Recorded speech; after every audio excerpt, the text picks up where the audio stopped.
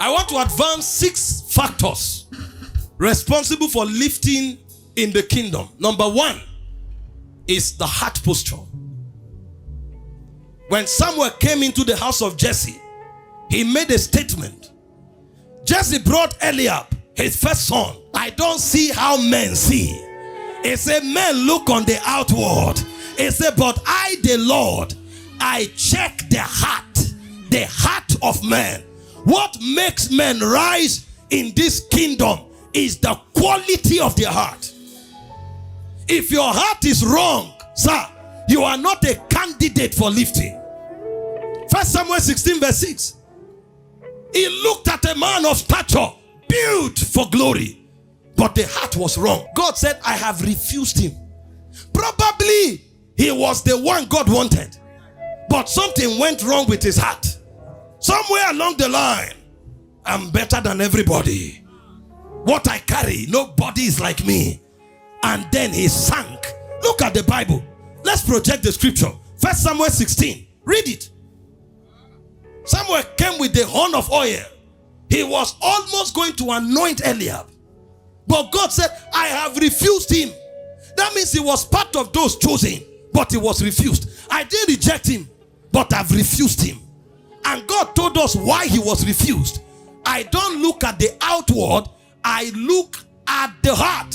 Right. So in 1 Samuel chapter 16, it explains how David is anointed the next king of Israel, right? So in chapter 16, God instructed Samuel to visit Jesse's home in Bethlehem, where he would find the next king of Israel. Samuel brought a sacrifice and invited Jesse and his sons to join him for the occasion. As he reviewed Jesse's sons, Samuel presumed that Eliab was the one God had chosen, likely due to his appearance. However, God revealed to Samuel that his selection would focus on the man's heart rather than his looks. Jesse presented 7 of his sons as candidates, but the Lord turned down all of them. Jesse had one last son, the youngest, who was tending to the sheep. Samuel requested that Jesse send for his youngest son named David. David was described as having a ruddy complexion, being handsome, and possessing beautiful eyes. God told Samuel that David was the chosen one to become the next king. Samuel then took his horn of oil and anointed David. From that day onward, the Spirit of God came powerfully upon David.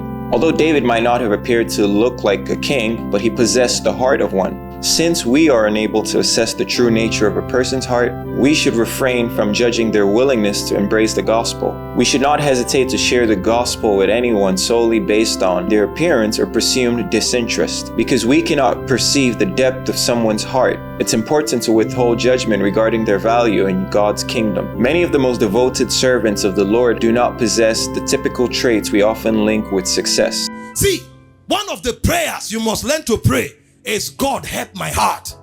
He said, I, the Lord, I search the heart. Jeremiah 17 verse 10. I search the reins to give to every man as his way should be. God does not give to men based on their appearance. He gives to men based on their heart. I, the Lord, I search the heart. That's Jeremiah 17, 10 or 11. Bring out the scripture. If your heart is wrong, you can't be lifted. I've seen people who fasted and fasted and fasted, and the more they fast, they sank. I've seen people who prayed and prayed, but they sank the more they prayed, because something was wrong with the heart. And I will show you some of the critical things wrong with the heart. Psalm 24. You read from verse 3. So in Psalms chapter 24 verse 3 it says, "Who shall ascend into the hill of the Lord, or who shall stand in his holy place?" And answers, "That is the person who has clean hands and a pure heart, and who has not sworn deceitfully." This means a person who lives righteously, has a sincere heart, and remains honest in their dealings can approach God's presence. See, there are people that they are not sincere. They are not sincere. They come with too much baggages. You'll find him smiling with you. Inside, he wants you destroyed. And then when they are talking about somebody, he drops one comment like that looks harmless, but that comment has discredited that person. This is what they are masters in doing it. They just sit where they decide the fate of people and they keep sowing seeds of discord, negative comment. And when they see you, they will hug you, call you their brother, call you their sister. But they were the ones that discredited you. Not because they had cogent reasons to, but there's something in them that will not allow them release somebody else to become. Hands are not right. Number 2, who is this person? He that has a pure heart. When you find a man that his intention is always right, that's a man that will be lifted. Not that you are talking with your mouth and your heart is different. There are many, especially in this world today, motive is an issue. You see somebody call you by 12 midnight and say, I'm on the mountain praying for you. He wants to call you in 2 weeks' time and say, please help me.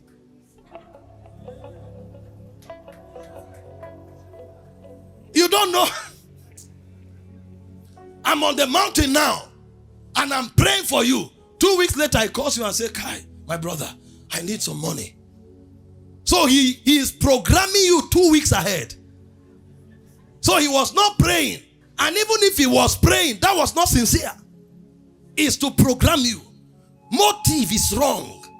You see somebody talking about the power of sacrifice. It's a lie. He's not teaching you sacrifice for your own good. At the end of the meeting, he wants to take something out of you. But he needs to disarm you. So there's nothing wrong with the message, but the motive is wrong. The heart is not right.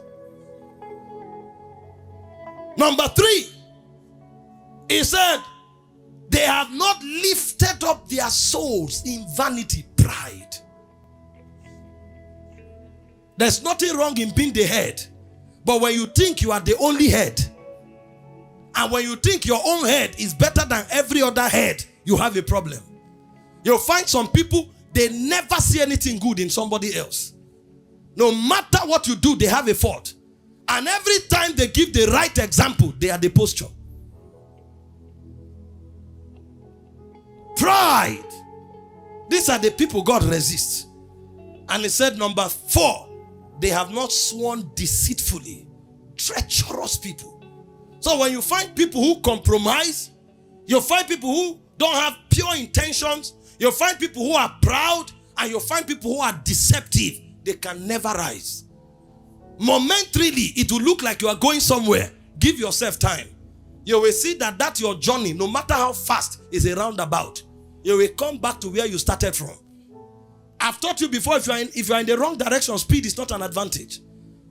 So the first quality God considers to lift men is the heart. Pray, pray, and pray for God to help your heart. If you find pride there, bring it to the altar. If you find deceit, bring it to the altar. If you find ease to compromise, your hands are not clean, it's a state of the heart, bring it to the altar. Because God will not risk lifting you. If you easily compromise, it means your hand can't be clean.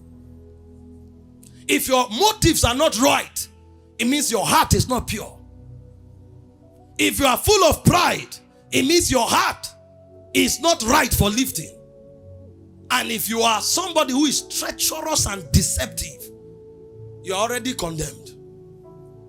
This is the problem of many believers. Why the prayer, the fasting, the evangelism, the sacrifice looks as if they are pouring water in a basket. God can't lift them because every time God looks at them, before God sees their action, he sees their heart.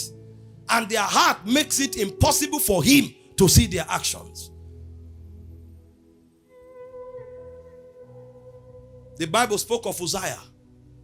He said they served the Lord and did everything right in the sight of God. He said, but not with a perfect heart. So a man can be doing the right thing, but with the wrong heart. The wrong heart will override the right action. And that man will not be lifted.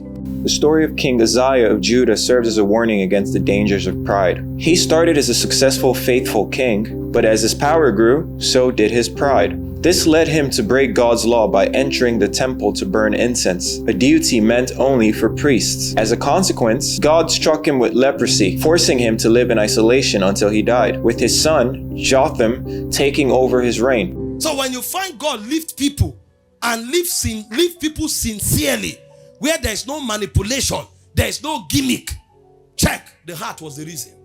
This is my fear for gifted people. They are so proud. And this is why many times God subjects gifted people to process. They will tell you, I'm too qualified for where I am now. Why? They prayed. 3 people testified that a tumor left them. Why? They had utterance. They spoke and people stood up and said, wow, how do you know these things? The next thing, posture change. Movement change. Those days when we were praying, people had postures. When you are coming to the prayer house, there are those who are walking like this. They are not in the spirit. They are reminding you that they are spirit men. And there are some who came like this.